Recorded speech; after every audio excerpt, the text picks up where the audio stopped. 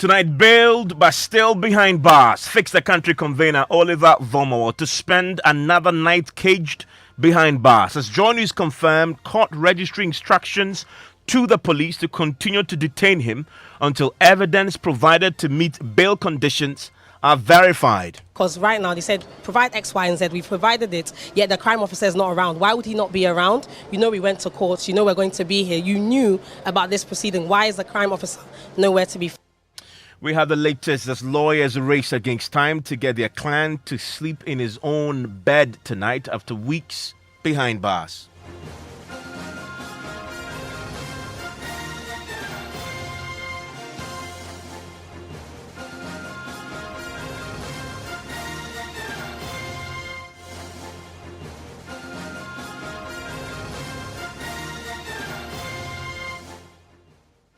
This is Top Story with Evans Mensah.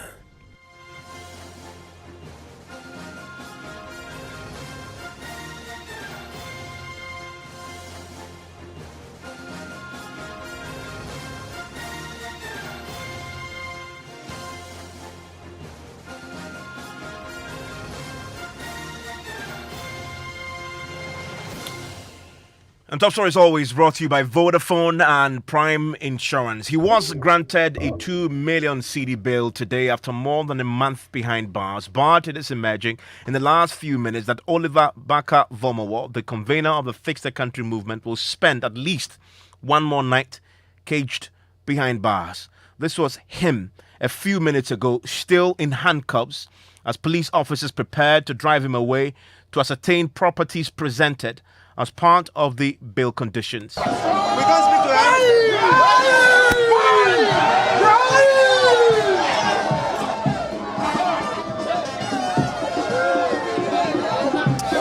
And that was him a few minutes ago, charging the crowd of Fix the Country supporters who had thronged the police station where he's been held shortly after he was granted bail. Well, leaders of the Fix the Country movement are already accusing the state of deliberately frustrating the process that will ensure he gets a first night in his own bed in weeks. Now, state prosecutors had vehemently opposed this bill today. They had described Oliver Baka Vomowo as a lodger with no fixed place of residence. Prosecutors had argued the activist cannot be trusted to show up if he is granted bail.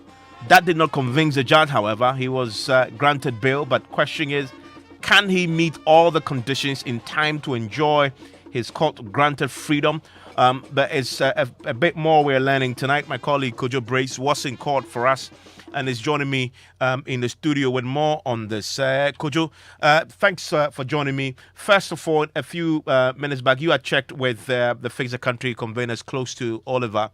What have they told you about whether or not he can get to sleep in his own bed tonight? What we can say is that it is looking likely that Oliver will still be in cells this tonight, because there are some checks that has to be done on one of the conditions of the bail. So he's still with the police, and it's likely he will be in the cells tonight. Okay, let's talk about something that will relate to information we're just picking from our police sources, the bail conditions, because that's what really this is about. Well, what are the bail conditions? So he was to provide two sureties, one of whom has to provide document to landed properties within the jurisdiction of the court. Okay. So these were the conditions. So landed property. Yes. There's a 2 million CD. Cities, yes. Okay. I mean, the 2 million cities comes first. Okay. With two sureties, one of whom has to provide the document to these landed properties within the jurisdiction. Plus, he also has to report himself to them.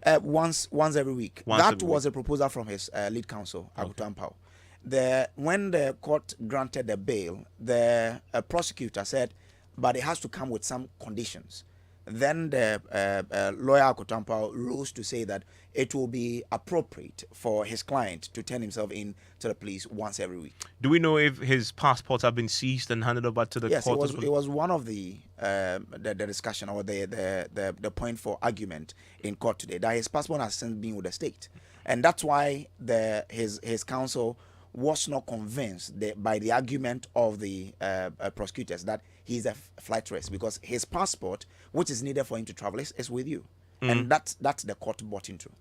And so, in addition to all this we're learning tonight, as you mentioned, one of the central conditions for his bail was one of the sureties providing evidence to support that landed property that they had to present as part of the conditions. Yeah. We're learning from very senior police officers that the court registry had to ascertain these properties. Yes.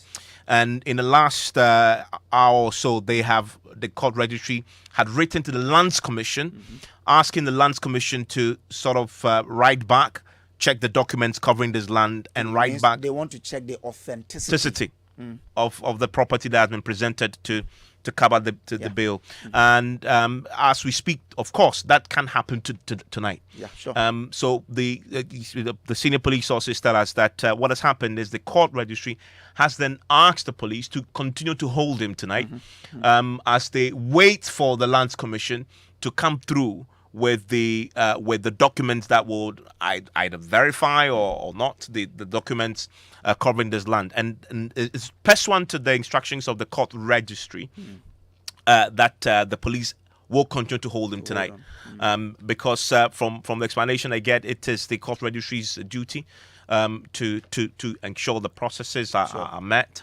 And until the registry is satisfied that that is done, they've asked that the police hold them until they hear from the Lands Commission, which is the information we're learning about tonight. We'll get a bit more of this when we speak to those very close to Oliver and get some clarity on the processes involved in such a high-profile case, in any case whatsoever, when it comes to bail. But let's talk about his lawyers. They've been speaking to this shortly after the court proceedings where the bail was granted.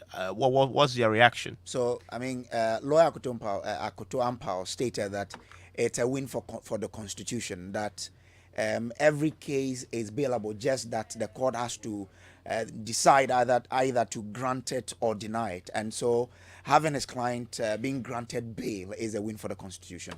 And that is entitled to bail with conditions. And that is what the court did. So justice has been well served. What should we expect from now, sir? Nothing. What do you expect? Everything is in the ball of the prosecution. When they are ready for trial, we'll be ready for them. Thank you.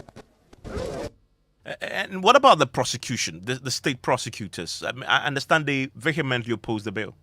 Yeah, like you stated earlier, they were arguing that he is a flight risk, and that because he has not been able to open his phone for them to go through, and he has not been able to show them where he lives, they are arguing that if the court grants him bail, he can, run from Ghana.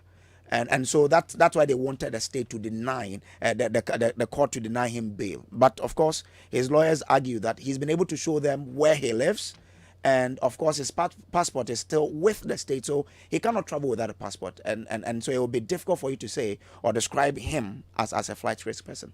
Okay, and today, as we heard Oliver himself there, and there's a video of him as he walked into the police, it raises his hand, which I played earlier, encouraging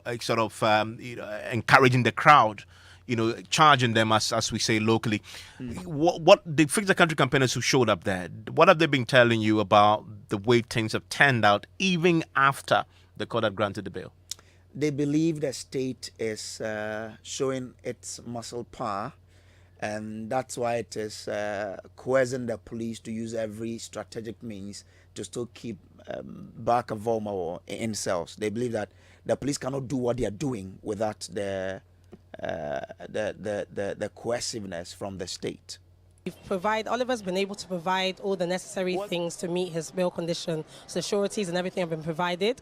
But unfortunately, the police, the crime officer, they don't know where he is. He's currently not here, and he's the one supposed to take to go back to the court, to the registrar at the court, to show that Oliver has been able to meet all the bail conditions so that he can actually release him, and he's nowhere to be found. So as you can see, the police are deliberately frustrating the process, because right now they said provide X, Y, and Z. We've provided it, yet the crime officer is not around. Why would he not be around? You know we went to court. You know we're going to be here. You knew about this proceeding. Why is the crime officer nowhere to be found? So that's the update. So the update is that the police are frustrating the process. So Oliver, hopefully if they're able to locate the crime officer today, he'll be released today. But if not, then we don't know, maybe tomorrow or the day after that. So that's the current situation. So I'm sorry, but we've seen many times how the state and the police have used their power to frustrate citizens. So it's not out of order. It's not surprising for me to draw that conclusion. And now, if the police need to do the right thing, they're acting in bad faith, as far as I'm concerned. So if you're acting in bad faith, that's frustrating the process. I can say the police, for now, I can only speak about the police because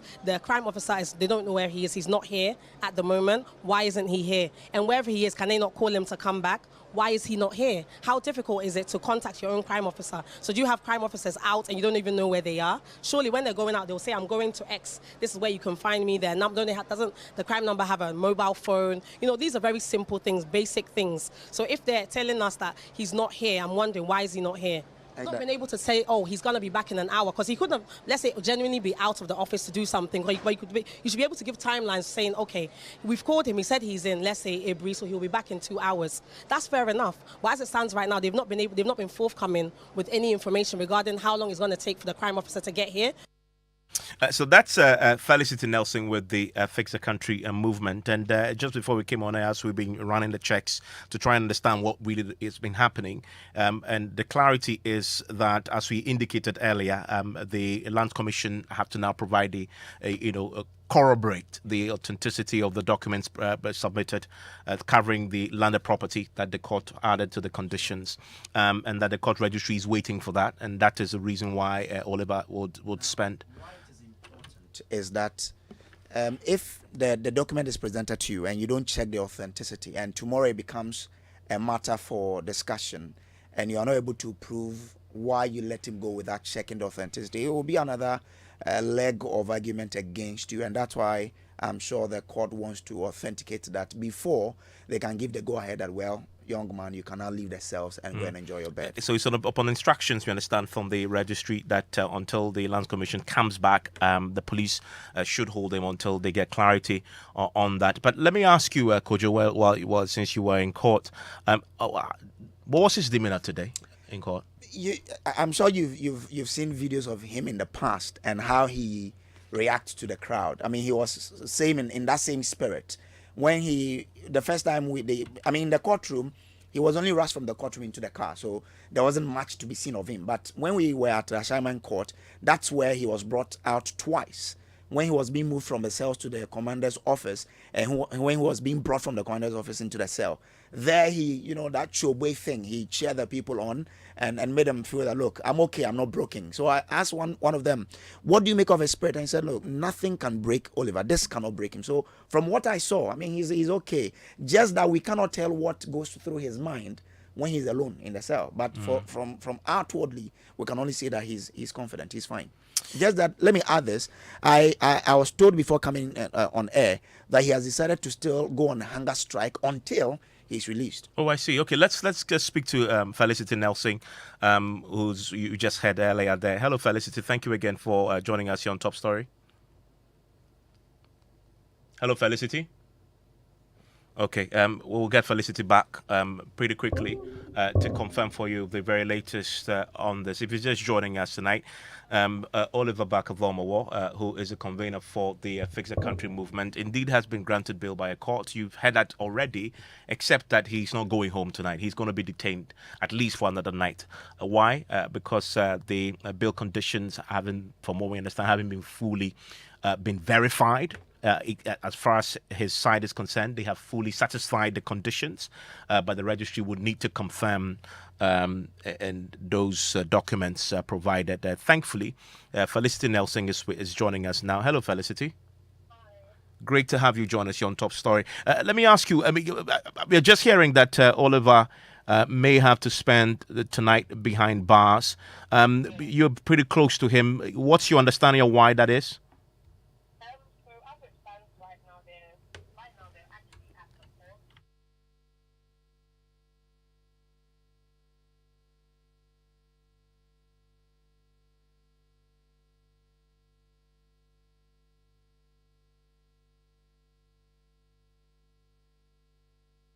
And also, we've been told that he's decided to go back on hunger strike. Can you confirm that?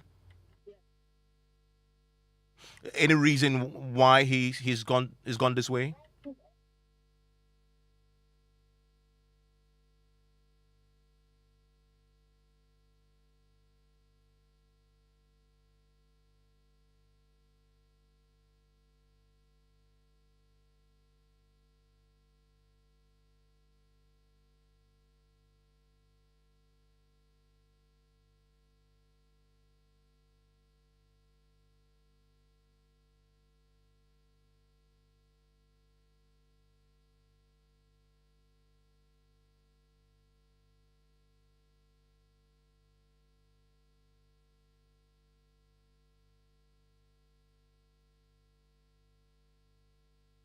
innocent. Okay. So as it is now, I mean, the certainty that he's certainly not going to go home.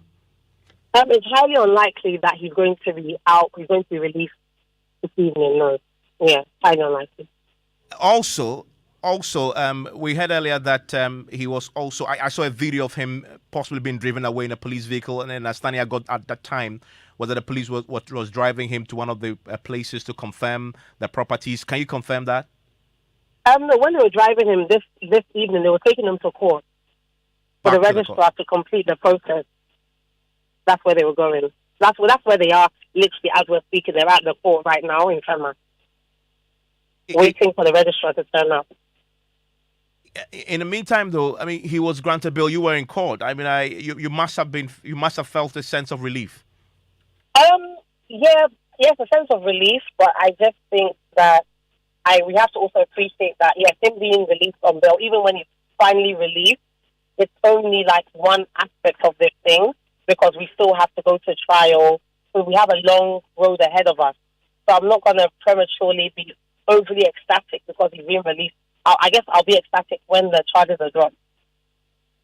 Felicity, please stay with me. Let me get a sense of from a lawyer on the process now. Samson Ladayini, a colleague of mine, lawyer, joins us right now. Samson, so from everything we've heard tonight, he's just been granted bail, 2 million cedis, a landed property, and of course he has to report to the police. But he's going to be spending another night at least behind bars because, as we've just heard, the registry is confirming the authenticity of the documents and the land. Is that the normal procedure? Yes, that's basic. Unless you are granted self-recognizance, which there is perhaps no such condition as surety, and a surety to be justified to it. In the circumstances where the bail condition is, I understand, 2 sureties, one to be justified. So the one that is without justification, the police officer, the prosecutor or the investigator responsible for the case has the duty or responsibility to ascertain the identity and the competence of the surety. They will simply take the person to their home, confirm that they have a place of abode, and then by taking their ID card to confirm the identity properly, that is done. The other part, which I suppose might take some time, and sometimes there are officers who are deliberate in seeking to frustrate the process, and there's a way the court can either compel them or seek some form of punishment for such officers. Has to do with what you just mentioned is going on now. They clearly have to ascertain that the property that is being used is property that is worthy in satisfaction of the condition.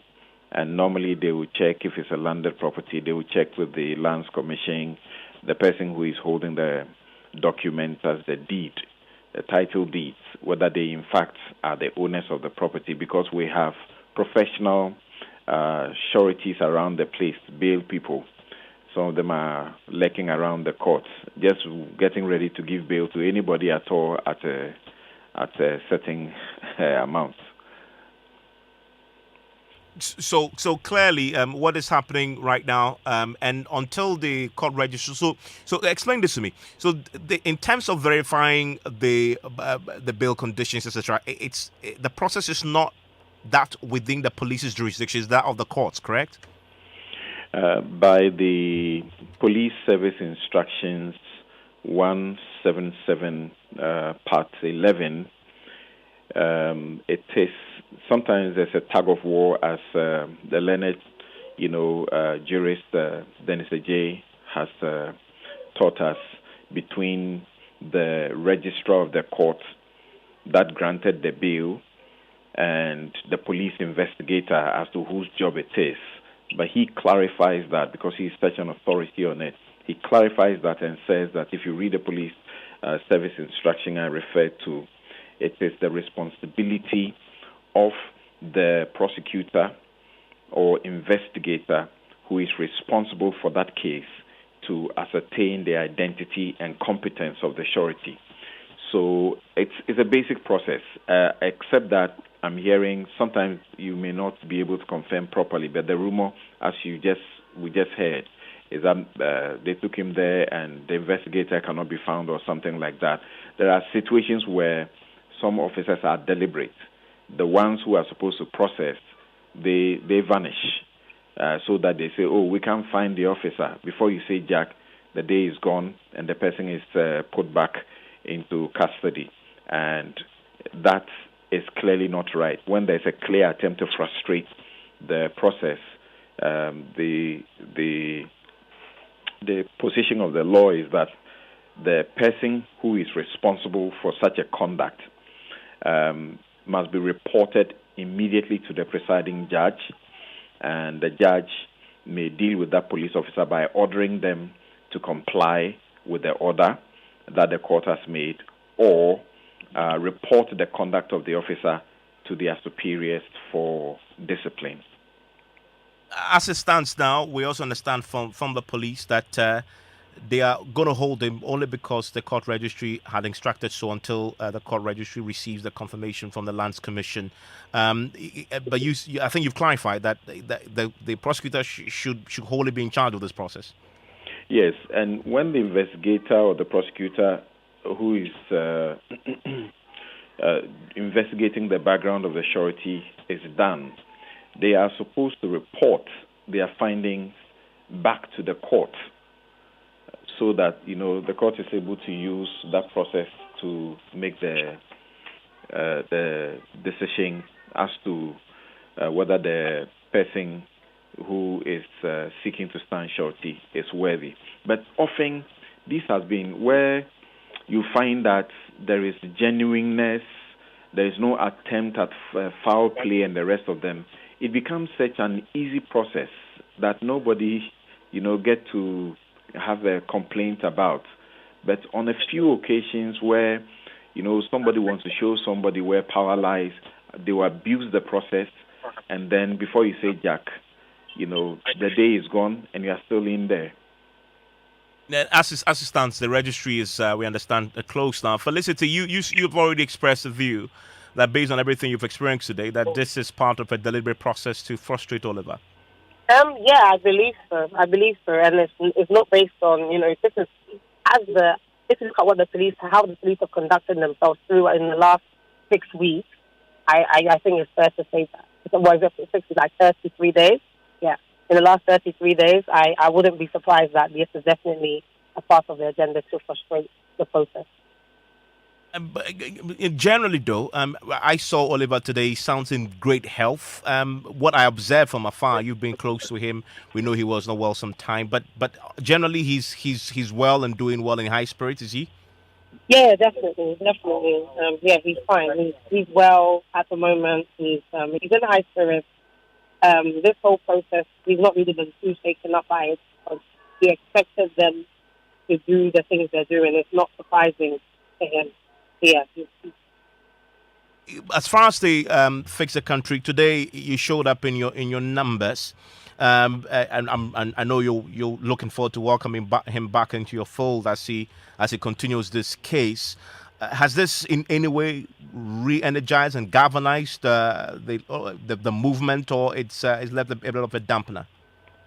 In terms of him not being released today? No, I mean in terms of the entire process, what he's gone through up until this moment. I guess it really brings it home that the stakes are extremely high. That you're being an activist, but there are real life consequences.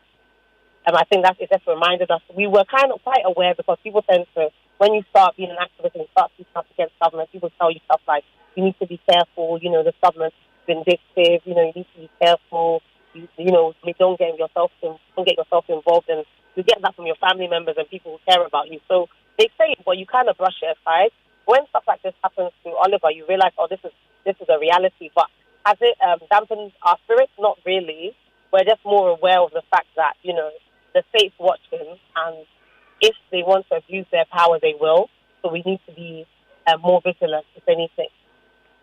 Felicity, But we're not deterred by this process. So if anything, it's energized us, and even everything that's happened with Oliver during this whole case has shown us so many deficiencies within the criminal justice system, and how there needs to be serious reforms, because human liberty and the rights of human beings are not being respected. And it's because it's Oliver we're having a conversation about it. We need to have a wider conversation about how the police abuse the rights of people when they have them in their custody. And I'm not talking about torture.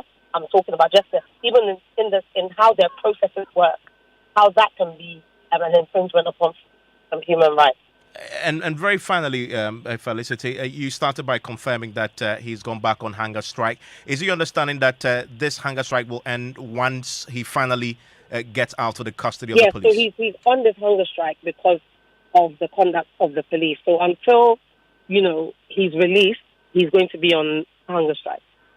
Thank you very much, Felicity. Thank you, Samson, for that clarity and the education on the process that we're witnessing now. And if you're just joining us, the Fix the Country campaigner, Oliver Barker-Vormawor, of course, who is facing treason felony charges, was granted bail today. But as we now know, he's going to spend another night, in spite of that bail, behind bars, because the court registry, as we've heard from senior police officers, court registry has instructed the police to hold him until they can get confirmation from the Lands Commission on the landed property that has been submitted as part of meeting the bail conditions. So the police will be acting pursuant to the instructions of the court to hold him until the court gets confirmation from the Lands Commission. That's why the police will be holding him tonight, and in anticipation of possibly that coming through tomorrow. That's a top story. I want to hear from you your thoughts. 05511119997 Newsnight in a minute.